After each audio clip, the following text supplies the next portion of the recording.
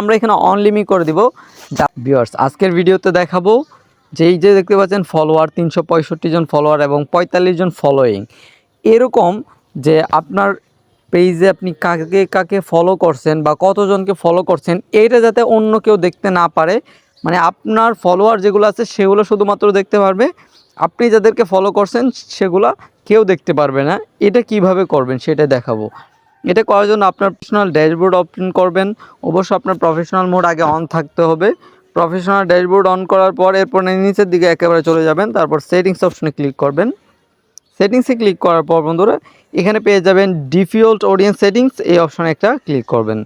এই অপশনে ক্লিক করার পর এরপর আবারও নেক্সট অপশনে একটা ক্লিক করবেন। নেক্সটে ক্লিক করার পর আপনাদের সামনে এরকম একটা ইন্টারফেস শো করবে। দেন আপনি এখান থেকে দেখতে পাবেন কতগুলো option, who can see your stories, এটাও আপনি চাইলে ফ্রেন্ড পাবলিক করতে পারবেন। তারপর হচ্ছে আমরা আজকে মূলত দেখাবো যে আপনি এই যে দেখেন who can see the people page and list you follow, অর্থাৎ আপনি যাদেরকে ফলো করছেন তাদেরকে কি আপনি সবার সামনে দেখাতে যাচ্ছেন যে আপনি কতজনকে ফলো করছেন। এটা কিন্তু অলরেডি পাবলিক রয়েছে। এখন আপনি চাইলে এখানে ক্লিক করে দেন হচ্ছে আপনি এটাকে অনলিমিট করে দিতে পারবেন, অথবা আপনি এখান থেকে ফ্রেন্ডস সিলেক্ট করতে পারবেন, মানে আপনার ফ্রেন্ডরাই শুধুমাত্র দেখতে পারবে, অথবা আপনি স্পেসিফিক ফ্রেন্ড করতে পারবেন। সো আমরা এখানে অনলিমিট করে দিব যাতে করে আমাকে প্রফেশনাল মনে হয় যে আমার পেজ বা আমার ফেসবুক প্রোফাইল টাইপ পেজ আমি যাদেরকে ফলো করেছি সেগুলো দেখাবে না, শুধুমাত্র আমার ফলোয়ারগুলোই মানুষ দেখতে পারবে আমার পেজে যখন ঢুকবে।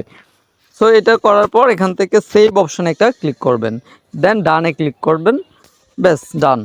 ওকে, আমাদের কাজটি কিন্তু হয়ে গেছে। আমার এই পেজে যারা ঢুকবে তারা শুধুমাত্র আমার ফলোয়ারগুলোই দেখতে পাবে, আমার এই প্রোফাইলটা পেজে যারা ঢুকবে। সো আজকের ভিডিওটি ছিল মূলত এতটুকুই। পরবর্তীতে আরও ডেডিকেটেড ভিডিও পেতে অবশ্যই চ্যানেলটি সাবস্ক্রাইব করবেন। আজকের মতো এখানে বিদায় নিচ্ছি। আসসালামু আলাইকুম।